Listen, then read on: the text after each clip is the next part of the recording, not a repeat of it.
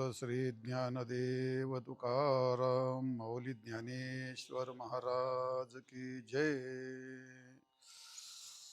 तर आज आपल्याला आपला कितवा भंग चालला आहे.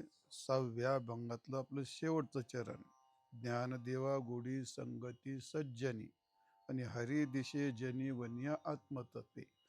तर ज्ञानदेवा गोडी संगती सज्जनी, सज्जनाची संगती ज्ञानेश्वर महाराजाला गोडी नाम आवडी का होते याचे 4-5 मुद्दे काल आपण चिंतन केलं.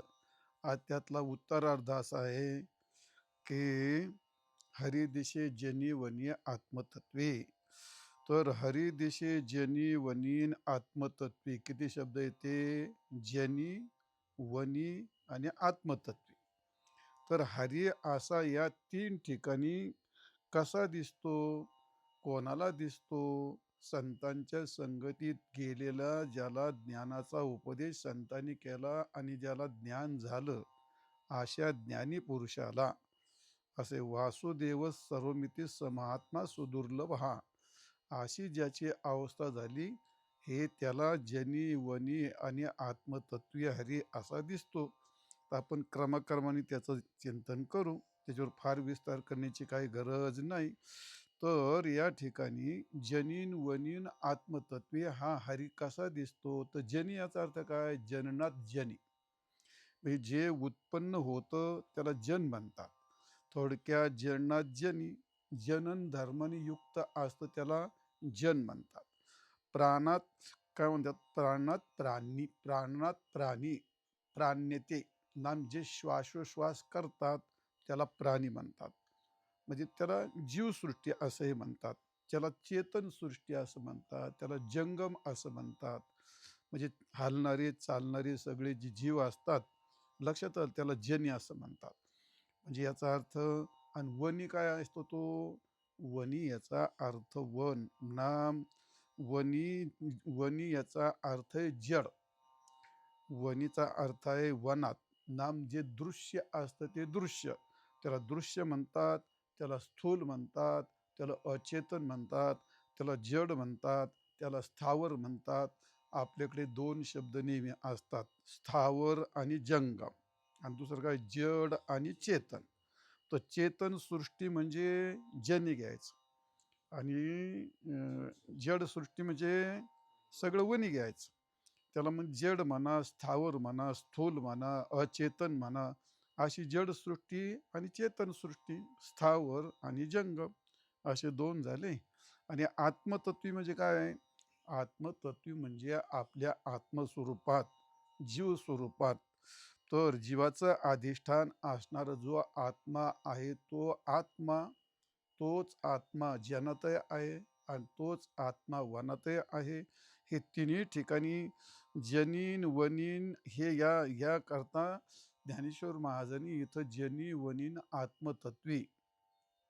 पण पहिलं काय? ते हरिदिशे असं म्हणलं ना. तर हरिदिशे म्हणजे जनी याचा अर्थ जनी वनी आणि आत्मतत्वी ना.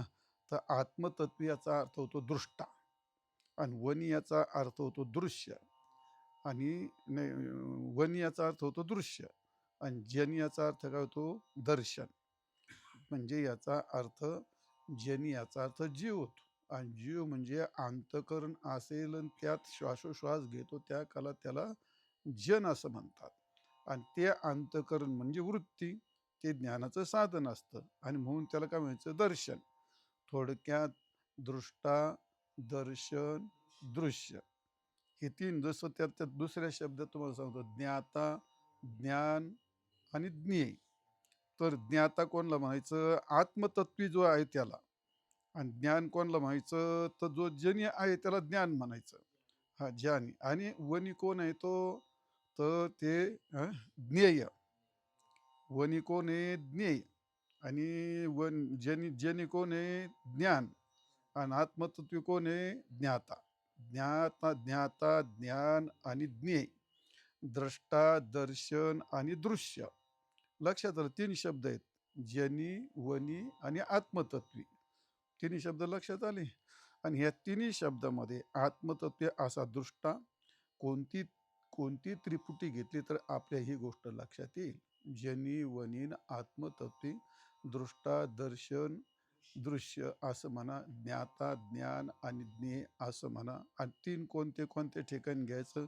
जे सगळं जड आहे त्याला दृश्य म्हणायचं, आणि जो त्या जडाला जाणतो त्याला काय व्हायचं, दृष्टा म्हणायचं. आणि दोघांच्या मध्ये जे असतं वृत्ती, जनी याचा अर्थ जीव असतो, आणि जीव म्हटलं का त्याला अंतकरणी, अंतकरण म्हटलं त्याला वृत्ती असते, आणि मग त्याला दर्शनात घालायचं. ह्या तीन गोष्टी तुमच्या लक्षात आल्या. तर अशी त्रिपुटी, आणि या त्रिपुटीमध्ये तिन्ही ठिकाणी हरीच दिसतो. त्याचं काय आहे, पाठीमागं मौलीने असं म्हणले, एक हरी आत्मा जीव शिव समा, आहे का नाही. जीव आणि शिव, हरी हा एक हरी आत्मा, जीव आणि शिव जसा एक सम आहे, तसा आता अजून एक काय वाढवायचं, जीव आणि शिव आणि जन आणि वन यात सर्वत्र व्याप्त हा हरी दिसतो.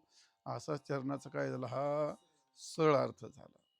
तो विशेष रूपाने हरी हा एकच आहे आणि एक रूपाने दिसतो. म्हणजे कसा दिसतो, तर तो सचित आनंद रूपाने हरी हा एक आहे असा दिसतो.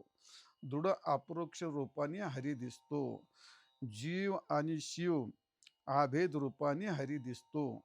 जीव ब्रह्मैक्य असा अनुभव रूपाने या ठिकाणी हरी दिसतो. लक्षात आलं. अनुभव रूपाने म्हणजे तीन ठिकाणी या अखंड परमात्मा आहे. तो सच्चिदानंद असा परमात्मा आहे. दृढ अपरोक्ष ज्ञानाने त्याला ज्ञान झालेलं असं आहे, किंवा दृढ अनुभव त्याला अनुभव रूपाने पण असा हरी दिसतो. मग तुकारामाने एका वासुदेवामध्ये असं म्हणले, जनी वनी अवघा देव वासनेचा पुसावा ठाव. मग ओळगा तो वासुदेव ऐसा मनी वसुदेवा भावगा. आले का नाही वासुदेवामध्ये. मग असा जनी वनी ना अवघा देव, याला म्हणतात काय, हरे दिशे जनी वनीन आत्मतत्वी. जनी वनी अवघा अवघा देव सगळं काय झालं, तो अखंड असा झाला. तर या ठिकाणी हे सांगण्याकरता ज्ञानेश्वर महाराज म्हणतात, हिरवी तैचे अर्जुना होय जे ब्रह्मसंपन्ना, तै या भूताकृती भिन्ना दिसती एक. ज्या काला तो ब्रह्मरूपतेला प्राप्त होतो, त्याला ब्रह्मज्ञानाची अवस्था प्राप्त होते. हिरवी तेचे अर्जुना होय जे ब्रह्मसंपन्ना, ब्रह्मरूपतेला प्राप्त झाला. मग जय या भूताकृती भिन्ना दिसती, की सर्व भिन्न भिन्न भूतांची आकृती असली तरी त्याला त्याच्यामध्ये काय दिसतो, एक हरीच असतो. मग जया तयाकडे ब्रह्मची दिठी उघडे. तो जिकडे पाहतो तिकडे त्याला संपूर्ण काय दिसतं, एक हरीच दिसतो. आणि त्याला त्याला किंबहुना जोडे अपार सुख. मग त्याला संपूर्ण परमात्मा एक अखंड रूपाने दिसतो. म्हणून जनी वनी आत्मतत्वी, हरी दिशे जनी वनी आत्मतत्वी. आता प्रश्न असा येतो, दिशे याचा अर्थ काय. मग ते काय डोळ्याने दिसतं का, ते डोळ्याने दिसतं का ते. जर परमात्मा डोळ्याने दिसला तर तो आपल्याला पण दिसला पाहिजे. तो काही डोळ्याचा विषय नाही. मग दिशे ज्ञानेश्वर महाराज म्हणतात, हरी दिशे आणि जनिवनी अनात्मतत्वी. दिशे याचा अर्थ तो दृष्टीचा विषय नाही. आणि जर तो दृष्टीचा विषय जर झाला तर तो परमात्मा काय होईल, तो दृश्य होईल, तो जड होईल, तो परिचिन्न होईल, तो विनाशी होईल, तो आगमापय होईल, जडासारखं होईल ना तो सगळं. जर तो नेत्राने दिसला तर तो एक पहिली गोष्ट, तो इंद्रियाचा विषय होऊन जाईल. जसा घट पट हा इंद्रियाचा विषय होतो, तसा परमात्मा सुद्धा एक इंद्रियाचा विषय होईल. ही तर गोष्ट नक्की. आणि जो इंद्रियाचा विषय असतो तो का, तो जड असतो. तो सगळे गुणधर्म त्याच्यात येतात. तो जड होतो, तो दृश्य होतो, तो परिच्छिन्न होतो, तो विनाशी होतो. सगळे गुण त्याच्या ठिकाणी आले. आणि मग माऊली तर म्हणतात, हरी दिशे, दिशे नाम डोळ्याने दिशे. तर असं दिशे म्हणजे पाहणे असा होईल, घटापटासारखा तो विषय होईल. पण दिशे या शब्दाचा अर्थ थोडासा वेगळा असतो. दिशे म्हणजे डोळ्याने दिशे नाही. तर इथं काय घ्यायचं, तर तुम्हाला संस्कृतमध्ये गेलं का, दिश याचा धातू कोणता आहे, तो दृश्य धातू आहे. दृश्य पश्यती, पाहणी. म्हणजे दृश्य धातू हा ज्ञानार्थी आहे. दृश्य दर्शन, आणि दर्शन शब्दाचा अर्थ असतो शास्त्र. आणि शास्त्र शब्दाचा अर्थ असतो ज्ञान. दृश्य दर्शन याचा अर्थ काय आहे? ज्ञान. मग ज्ञान दृष्टीने दिशे, ज्ञान दृष्टीने दिशे असे. दिशे याचा अर्थ हरी दिशे, याचा अर्थ हरी जाणणे, ज्ञानाने जाणणे असा त्याचा अर्थ होतो. तर दिशे नेत्र चर्मचक्षुरी नाही, तर दृश्य याचा अर्थ दर्शन ज्ञानशास्त्र अर्थ असा होतो. आणि दिशे म्हणजे काय? जाणणे असा अर्थ होतो. नेत्राने जगतामध्ये नेत्राने कोणालाही ज्ञान होत नाही, शब्दाने कोणाला ज्ञान होत नाही, आणि स्पर्शाने कोणाला ज्ञान होत नाही. हे ज्ञानाचे काय असतात? हे माध्यम असतात. डोळ्याला ज्ञान होतं का? का डोळ्यातून डोळ्याच्या वृत्तीला ज्ञान होतं? डोळ्यातल्या वृत्तीला ज्ञान होतं. डोळा ते काय खोकं आहे ना त्याचं, ते डोळा जड असतो. तो डोळ्यातल्या अंतकरण वृत्ती नेत्राच्या द्वारा बाहेर जाते म्हणून त्याला रूपाचं ज्ञान होतं. तसंच त्वग इंद्रियातून वृत्ती बाहेर जाते म्हणून त्याला स्पर्शाचं ज्ञान होतं. रसने इंद्रियातून अंतकरण वृत्ती बाहेर जाते म्हणून त्याला रसाचं ज्ञान होतं. आणि घ्राण इंद्रियातून वृत्ती अंतकरण वृत्ती बाहेर जाते म्हणून त्याला गंधाचं ज्ञान होतं. इंद्रियाला ज्ञान होतं का? नाही. ते ज्ञानाची साधने आहेत. ती ज्ञानाचे साधण्याचं वृत्तीचं एक माध्यम असतं ते. म्हणजे एकूण कोणतंही जरी ज्ञान झालं तर ते कोणाला ज्ञान होतं? वृत्तीला ज्ञान होतं. आणि म्हणून दिशे शब्दाचा अर्थ काय? अंतकरण वृत्ती नेत्रातून गेली आणि तिला दिशे याचा अर्थ तिने ते जाणलं, तिला ते तसं ज्ञान झालं त्या वृत्तीला. कोणतं? जनात वनात आणि आत्म्यात, म्हणजे जीवात्म्यात हा एक परमात्माच आहे असं त्या वृत्तीला ज्ञान झालं, असं समजून घ्यायचं. समजलं? नाही तर दिशे याचा अर्थ डोळ्याने दिशे असा आबडदोबड अर्थ नाही घ्यायचा. असा आबडदोबड अर्थ नाही घ्यायचा. म्हणजे असा ज्ञान वृत्तीने ज्ञान दृष्टीने असा तो परमात्मा जाणला जातो, असा त्याचा अर्थ आहे. म्हणजे जनात वनात मनात आणि जीवात्म्यात हा परमात्मा अखंड एक आहे असंच जाणले. म्हणून माऊली म्हणतात, हरी दिशे जनी आणि वनी आणि आत्मतत्वे एक असा आता परमात्मा काय होतो? अखंड असा परमात्म्याचं तिथं ज्ञान होत असतं. मग त्यावर एक शंका येईल मोठी. म्हणजे काय शंका आहे? जर तुम्हाला जनात वनात आणि सर्वत्र हरी जर दिसतो, आणि संतांची संगती कोण करतो? कोणी पण करतो. सर्वसाधारण सामान्य माणूस पण संगती करतात. आम्ही संतांची सज्जनाची संगती केलेली आहे. मग आम्हाला सुद्धा सगळ्या सर्वसामान्य माणसाप्रमाणे आम्हाला देखील त्या जनात वनात काय हरीची प्रतीती यायला पाहिजे. पण सर्वांना हरीची प्रतीती येते का? नाही येत. का हरीची प्रतीती येत नाही? यायला पाहिजे ना. का? तुमचा परमात्मा जर जनातही आहे आणि तो वनातही आहे आणि प्रत्येकाच्या आत्म्यातही तो आत्मा तोच आहे. जर तो आहे तर ते प्रत्येकाला त्याची प्रतीती यायला पाहिजे. का प्रतीती यायला पाहिजे? तो त्याला वस्तू सामर्थ्य शक्ती असं म्हणतात. ज्या वस्तूचं अस्तित्व असतं, ज्या वस्तूत सामर्थ्य असतं, ती त्या त्या रूपाने माणसाला ज्ञातच होत असते. ते आता अग्नी असतो. अग्नी ही वस्तू आहे का नाही? आणि त्याच्यात सामर्थ्य आहे का नाही? मग आता त्या अग्नीचं ज्ञान होण्याकरता शास्त्री महाराज असेल त्याला ज्ञान होतं असं आहे का काय? मग ती अग्नीत काय जातीचा लिंगाचा कशाचा वयाचा काय प्रश्न येतो का? नाही. त्याचं कोणला बी हात लावलं तर कोणला अग्नी उष्णतेचं कोणला ज्ञान होईल ना. गूळ जर तोंडात घातला तर त्या गुळाची गोडी कळण्याकरता त्या वस्तूचं सामर्थ्यच असं आहे. कोणाच्याही मुखात गेला तो काय करतो? तो गोडच लागणार ना. तो गूळ झालं, साखर झालं, हे काय आहे? ती वस्तूच आहे. त्या वस्तूतलं ते सामर्थ्य आहे. ते स्वभावतःच ज्ञान होतं ते. म्हणजे तिथं एकदा वृत्तीचा संबंध झाला का त्याचं स्वभावतःच ज्ञान होत असतं ते. त्याच्याकरता वेगळं काय ते तर करावं. ज्ञानाच्या बाबतीमध्ये संबंधच अपेक्षित असतो. तिथं कोणत्याही प्रकारची भावना, इच्छा, आग्रह, विधी, विश्वास याची काही आवश्यकता लागत नाही. वृत्तीचा संबंध असा विजेचा आपला स्पर्श झाला की झटका, तसं ज्ञान आणि वृत्तीचा संबंध, आपला वृत्ती आणि विषयाचा संबंध झाला की लगेच ज्ञान होतं, लगेच ज्ञान होतं. मग आता जर सूर्य उदयला सूर्याचं ज्ञान होण्याकरता केलं होतं आणि केलं होतं असं आहे का? नाही. सूर्य ही व्यक्ती वस्तू आहे, ती सामर्थ्यशाली आहे, ती सहजरित्या सर्वांना ज्ञात होते. अग्नी ही एक वस्तू आहे, एक व्यक्ती आहे, ती सहजरित्या सर्वांना सहजरित्या ती ज्ञातच होते. असे सगळे उदाहरणं सूर्य आहे, अग्नी आहे, गूळ आहे, घट आहे, पट आहे. उदाहरण सांगायचं ठरलं तर जसं पद असतं एखादं, ते पद त्याच्या अर्थाचं ज्ञान करून देण्यात त्या पदात सामर्थ्यच असतं. अग्नीत चटका करून देणं त्याचं सामर्थ्यच असतं. तसं परमात्मा जर सर्वत्र आहे, तर तो सहजरित्या सर्वांच्या वृत्तीचा संबंध झाला तर त्याचं ज्ञान व्हायलाच पाहिजे. काही अडचणच नाही. का होणार नाही? तो व्हायलाच पाहिजे. याची प्रतीती सर्वांना येते. जर या सामान्य सर्वांना येते तर हरीची सर्वांना प्रतीती यायला हवी. त्या हरीची प्रतीती काय येत नाही? तुम्ही म्हणाल तुमचा हरी काय सगळीकडे आहे का? तर वेद तसं नाही सांगत. एतत् एतत् आत्ममिदम सर्वम, हा सर्व आत्माच आहे.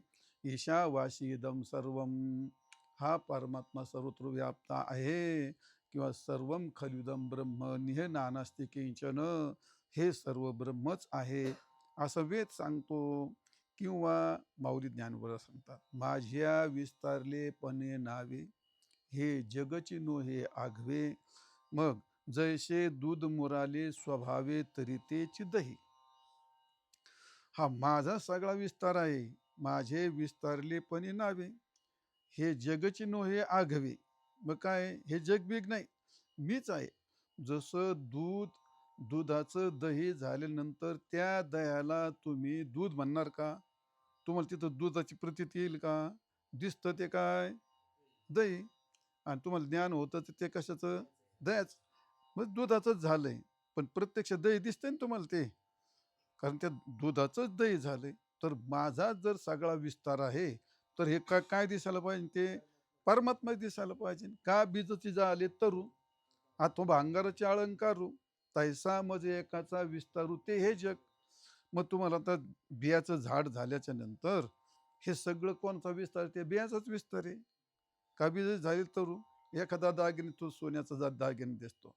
मग सोन्याचा दागिने दिसतो, त्यातून सोनं वेगळं आणि दागिना वेगळा असं दिसतो का? नाही. सोनं दिसणं म्हणजे दागिनं दिसणं. अंगठी असली, मग आता अंगठी दिसती, तुम्ही अंगठी म्हणता तुम्ही त्याला, सोनं पण म्हणता ना. सोनं दिसतं ना अंगठी पण, ती दोन्ही दिसतं काय ते? मग त्यात काय वेगळं आहे का ते? मग सुवर्णच अलंकार आहे. जसं दूधच दही आहे. आणि अजून काय उदाहरण सांगितलं, बीजच जसं तरु आहे, तरूच हे बीज आहे, बीजच हे तरु आहे. मग तसं सोनच अलंकार, अलंकारच सोनं आहे. तसं मस्त तसा मजा एकाचा विस्तारू. आणि म्हणून तुकाराम महाजन सुद्धा असं म्हटलं या ठिकाणी, भूती भगवत भाव मात्रा सहित जीव आणि अद्वैत तो ठाव निरंजनी एकाला. सर्व भूत मात्रात परमात्माच आहे. आणि मग एवढं असं असताना सर्वांना परमात्म्याची प्रतीती का येत नाही? हे तुम्हाला एवढा विस्तार का सांगितला? जर परमात्मा व्यापक आहे, तर त्याची सर्वांना प्रतीती यायला हवी. पण तशी सर्वांना काही प्रतीती येत नाही. आणि माऊली तर सरळ म्हणले, डोळ्याला दिसतो म्हणते, हरिदिशे जनिवनी ज्ञानदेवा गुढी संगती सज्जनी. आणि हरिदिशे जनिवनी आत्मतत्वी, जनात वनात आणि आत्मतत्वात म्हणजे जीवा आत्म्यातही त्याची अखंडता प्रतीतीला येते. मग ती सर्वांना प्रतीती यायला हवी, अशी काय आहे शंका सांगितली तुम्हाला. पण त्या शंकेचं उत्तर ज्ञानेश्वर महाराजांनी 9व्या अध्यायामध्ये फार गोड दिलेलं आहे. ज्ञानेश्वर महाराज म्हणतात, वस्तू जशाला तशीच असते, परंतु जर या ठिकाणी त्याला जर भ्रम झाला तर 9व्या अध्यायाच्या 11व्या श्लोकामध्ये माऊलीने त्याचं गोड वर्णन केलं आहे. अवजानंती मा मूढा मानुषिंतोन्माश्रितम, परम भाव मजानंतो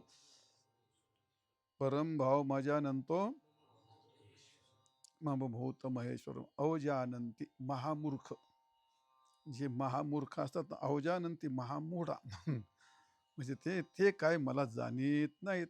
अवजानंती मा मूढा, जे मूढ आहेत ते मला जाणत नाहीत. आणि मग का, तर मानुषम तनुमाश्रितम, मी मनुष्य रूपाने जे मला पाहतात ते, का 2 हात, 2 पाय, 2 डोळे असा एक मनुष्य आहे. आणि म्हणून मानुषीम तनुम आश्रितम, मूढ लोक मला या रूपाने पाहतात. आणि मग ते काय समजतात, ते परमभावम अजानंत, माझा परमभाव न जाणता, मम भूत महेश्वर, मी या भूताचा ईश्वर आहे, या सर्वाचा अधिष्ठान आहे, असं काय ते जाणत नाहीत. भगवंताने असं म्हटलेलं आहे. तर का, ज्ञानेश्वर महाराज किंबहुना भवा बिहाया, आणि साचे चाड आथे जरी मिया, तरी तुगा उपत्ती या जतन कीजे.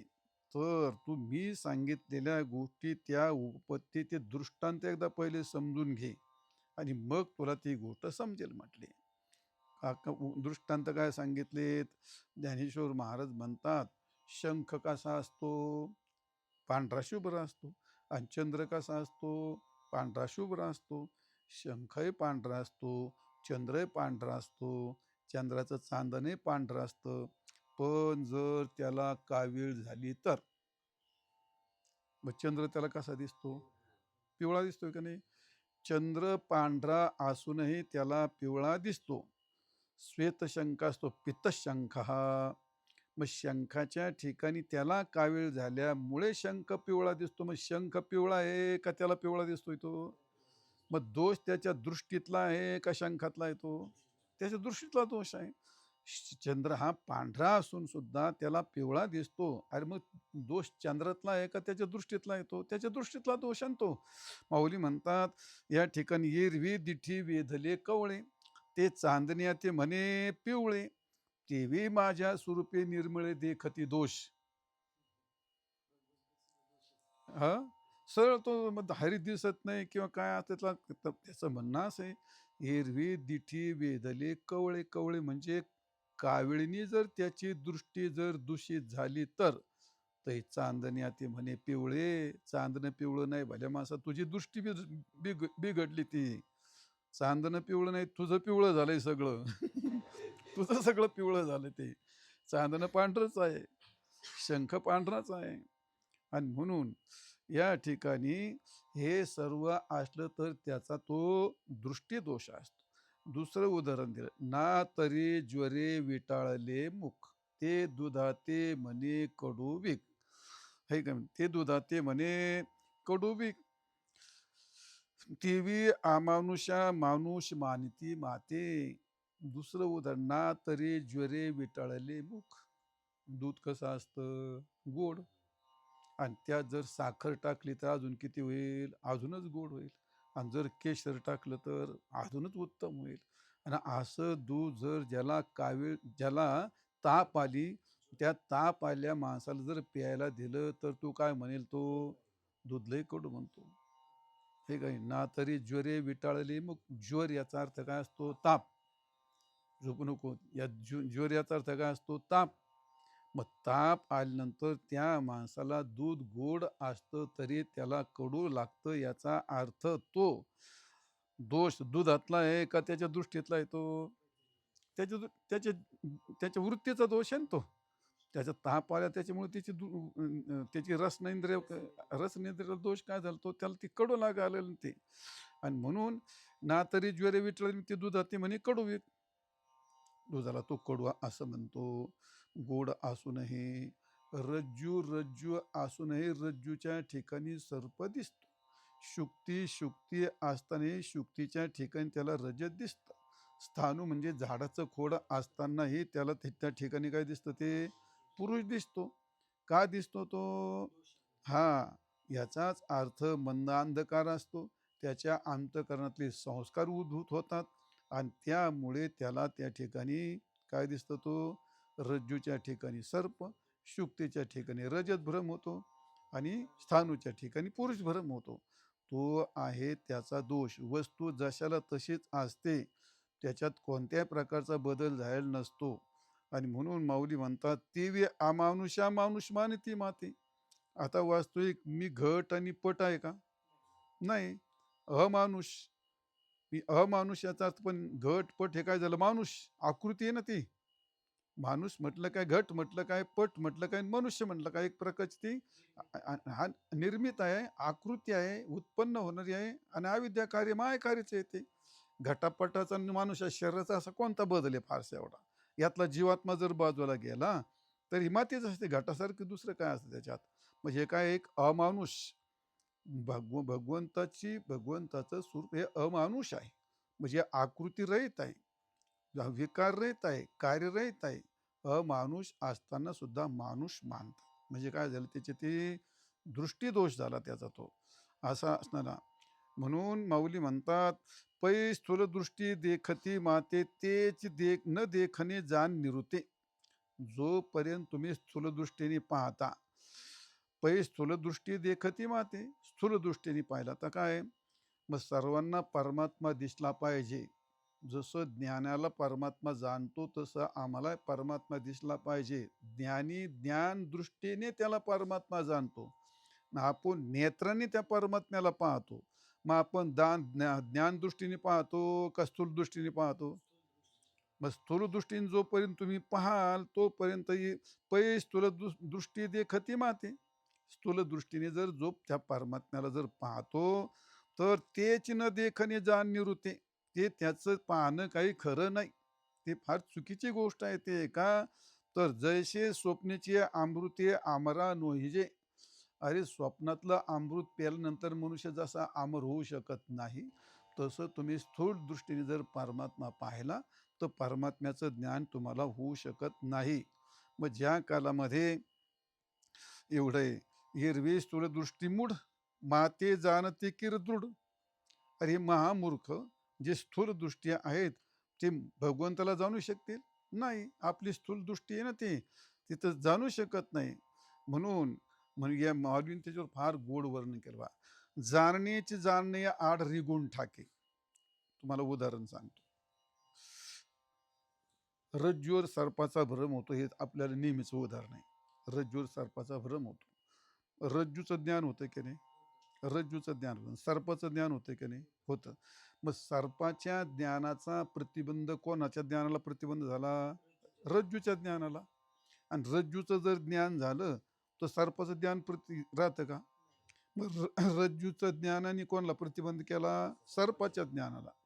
आणि सर्पाच्या ज्ञानाने कोणाला प्रतिबंध केला? रज्जूच्या ज्ञानाला.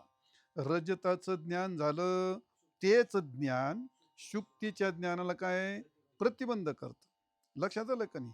मग भ्रमात्मक ज्ञान असलं तर ते परमात्मक वस्तूला पाहण्याकरता मोठा प्रतिबंध ठरतो. त्याला म्हणतात जाणणं. हे जाणण्याच्या आड आलं. एक जाणणं दुसऱ्या महत्वाच्या जाणण्याला ते काय आलं? आड आलं.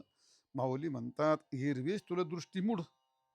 हे स्थूल दृष्टीने मूर्ख जर पाहायला लागले तर ते माते जाणती किरदृढ. जर याच रूपाने मातेल जर ते जाणत असतील तर अरे भल्या माणसा परी ते जाणण्याची जाणण्या आड रिगुणी ठाके. ते जाणणे पण त्यांचं मूळ जाणण्याकरता त्याला आडवं येतं आणि आडवं येऊन त्या ठिकाणी परमात्म्याचं ज्ञान होऊ शकत नाही.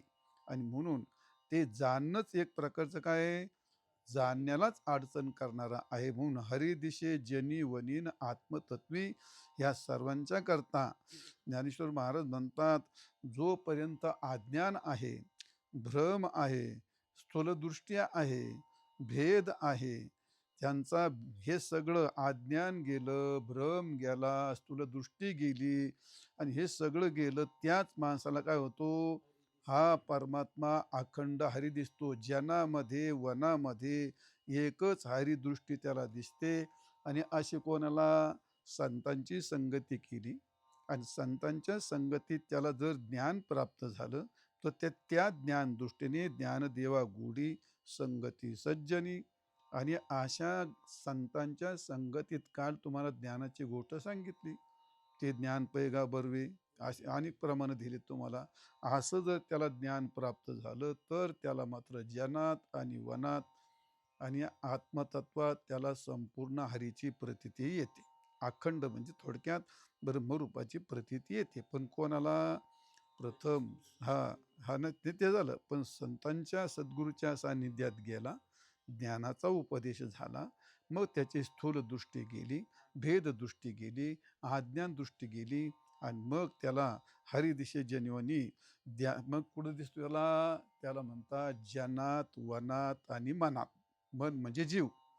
जनात, वनात आणि मनात त्याला एकच हरी दिसतो, अशी ज्ञानदृष्टी त्याची झाली असते. म्हणून ज्ञानेश्वर ज्ञानदेवा गोडी संगती सज्जनी हरिदिशे जनिवनी आत्मतत्वी. हा आपल्या 6व्या अभंगातलं हे शेवटचं चरण. असंच माऊली ज्ञानोबा यांनी म्हणजे साधुबोध झाला नुरून या ठेला, ठाईच मोरला अनुभव. हा अभंग अत्यंत अवघड आहे. सहजासहजी माणसांना हरिपाठ फार गंमत वाटते, पण इतका सोपा नाही. त्याला ज्ञानदृष्टी लागते, त्याला अध्ययन लागतं. परंपरेने अध्ययन करून त्या माणसाने सांगावं. कोणी महामूर्खांनी उठावं, अरे सकळाशी येथे आहे अधिकार, पण परमार्थ करायला सगळ्यांना अधिकार आहे. परमार्थ सांगायला सगळ्याला अधिकार नाही. पाहुण्या ग्रंथन करावे कीर्तन, अशी गोष्ट असते.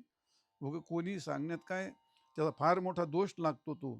ज्या माणसाला याचं तत्त्वज्ञानाचं जर काही ज्ञान नसेल, तर त्यांनी त्या संतवाङ्मयात बोट घालून काही सांगायच्या भानगडीत पडू नये त्यांनी. कारण हरिपाठ हे सूत्र आहेत. आणि म्हणून हरिपाठ इतका सोपा दिसत असला तरी सर्व ग्रंथाचा समावेश हरिपाठामध्ये असल्यामुळे हरिपाठ हा अत्यंत कठीण गोष्ट आहे. कठीण याचा अर्थ न समजणार आहे का तो? समजेल. ऐकून घेतलं तर नक्कीच समजेल. असो तो भाग.